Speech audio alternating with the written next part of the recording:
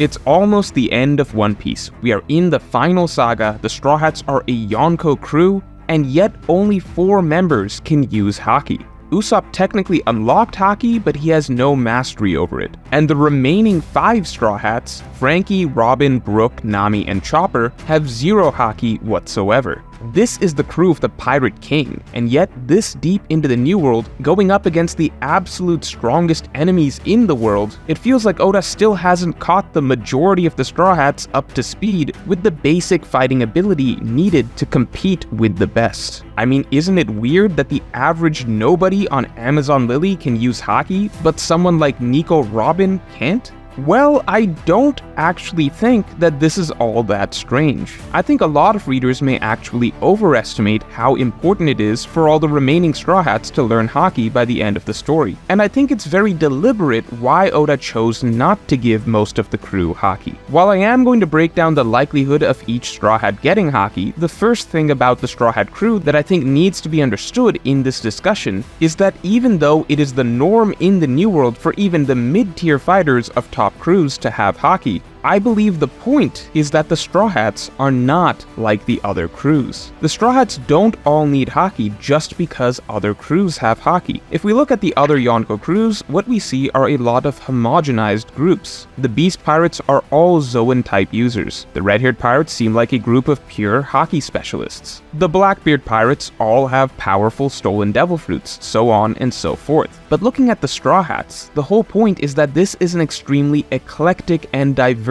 group of individuals. Freaks, weirdos, outcasts, and so on. A collection of misfit toys, as some might say. What's so cool about the Straw Hats is that most of them are not natural-born fighters, and Luffy did not pick most of them for their strength, but they do have their own unique talents. And by committing to their own identities, they have each turned their oddities and unique talents into strengths. Outside of the Monster Trio, most of the Straw Hats are not naturally talented fighters, and instead they became capable through their own unorthodox methods. So in that regard, I believe that over the time skip, while Oda did have the Monster Trio master Haki as they are the purest combatants of the crew, for the rest of the crew, Oda chose to instead cater to each Straw Hat's growth by having them develop in the area that they are unique in. This route preserves the overall identity of the crew, rather than just turning the Straw Hats into a bunch of Haki monsters like, say, Shanks' crew. So, for instance, while it is only natural to have Zoro master Haki, as that goes hand in hand with the path to becoming the world's strongest swordsman, for characters like, say, Franky or Chopper, there are far more creative ways to have them continue getting stronger that are unique to them and them alone, without having everyone fall into the generic route of Haki. As we've seen, several of the Straw Hats can already take out Yonko officers without any Haki needed. So at that point, the question is, why would Oda shoehorn Haki into their growth instead of just having them continue to develop in their personalized fighting styles? Sure, at the absolute highest level, characters do need Haki to compete with top tiers, but the majority of the Straw Hats are not going to ever be written to ever have to defeat those caliber of fighters. That was never their role in the first place. So if their role in combat is ultimately just to be able to take on the lower level subordinates, which they are certainly capable of doing without Haki, then what argument is there for having someone like Franky learn Haki instead of, say, simply improving his technology? It should also be mentioned that learning Haki in the first place is an extremely time-consuming ordeal that requires a lot of dedication. The Monster Trio trained for 2 straight years under some of the absolute best teachers in the world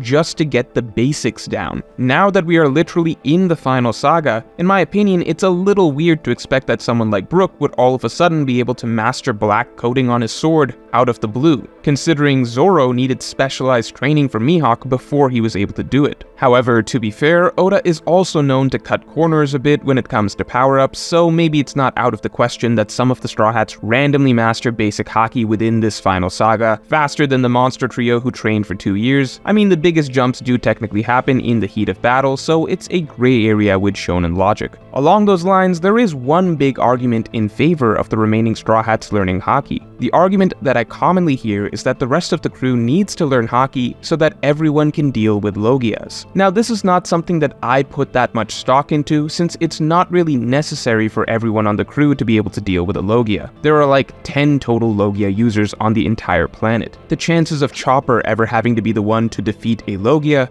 are slim to none. However, I could see this argument from the perspective that even if these matchups never actually happen in the story, it would just feel a little bit wrong if it's the end of the story and we know that a powerful, renowned member of the legendary Pirate King's crew would be helpless against even a low-level Logia user like Caribou. It does feel weird that even now, Robin, who can effortlessly defeat Hakuba and even one-shot a Tobiropo, was still unable to do anything against a relatively weak character like Monet. At the end of the day, the Pirate King's crew should feel like the strongest crew on the seas, and it may feel a little off if by the end of the story, so many of Luffy's best fighters would be helpless against certain fodder characters. I mean, struggling with Logia just feels like kind of an embarrassing pre-time skip noob problem if we're being honest. It's even acknowledged in-universe that there is a stigma around being able to deal with Logia. Logia that are overconfident should supposedly get wrecked in the New World by any competent fighter, right? I guess that is unless they're up against the literal Pirate King's crew, in which case many of them would get fucked up by any random Logia. Technically, even pre-time skip Smoker could capture Robin right now. It just feels wrong, so I do get that. However, the question is, would Oda go out of his way to have every one of the remaining Straw Hats learn Haki just so that it doesn't feel like the Pirate King's crew has this one gaping flaw? I don't know if it's that important to Oda. And second, it needs to be considered that there are workarounds to fighting Logia that fit within the Straw Hats' own arsenals. For example, Usopp already uses a variety of weaponry, and he used Sea Stone to actually single-handedly capture a Logia right at the very start of the New World. There's no reason that Franky couldn't do the same thing. Nami could hypothetically use an elemental weakness against whatever Logia she might be up against. So these are factors that we're going to be considering for each Straw Hat as well. So with all that out of the way, let's break it down. Are any Straw Hats going to pick up Haki by the end of the story? And if so, who is most likely? To begin with, Franky is a weird case, in that out of all of the remaining Straw Hats, he has the personality type that would make the most sense for him to have Haki, but at the same time, he has by far the least need to ever develop it. By that I mean, yes, Franky is a fighter at heart, he is a natural brawler, and he has an extremely strong spirit. It would feel perfectly natural for someone like him to have armament Haki. Yet at the same time, there's absolutely no need for him to get it, since Franky's true talent is as an engineer, and he can literally just build any combat advancement that he thinks he needs. Franky is already a walking armory, complete with missiles, cannons, shockwaves, flamethrowers, and even lasers. And the crazy thing is, he literally has not had to improve his arsenal in the entire time that he's been in the New World. From fighting fishmen all the way to fighting a Yonko's elite, Franky's starting kit from day one has been good enough.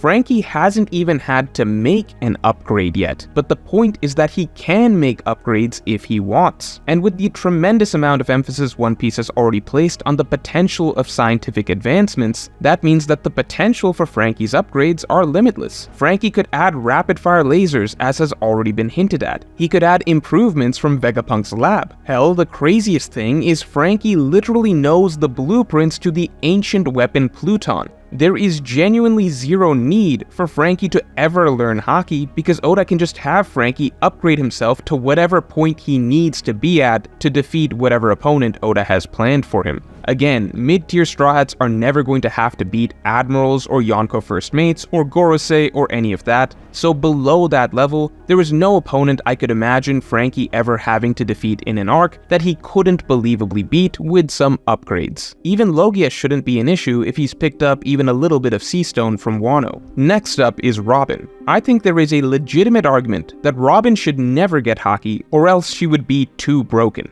The thing about Robin's ability is that it exponentially increases whatever her base power is. Robin herself has the physical strength of the average normal person. These giant arms that she creates are just multiplying her own average physical strength hundreds or thousands of times over. And yet, right now, just by multiplying her own completely average strength, she can already effortlessly swat or crush a Yonko's elite officer like a fly. So what happens if she adds Haki? Haki itself is an exponential multiplier. We see how much stronger any attack becomes with basic Haki coding. So if Robin could already effortlessly swat or crush a Yonko's elite officer just by multiplying her completely normal limbs, then multiplying exponentially stronger Haki limbs would make all of Robin's attacks absolutely broken. I don't even know how you would scale this. It would just make Robin stupidly, ridiculously strong. I'm going to say I don't think Robin should get Haki just because it would put her in a tier of strength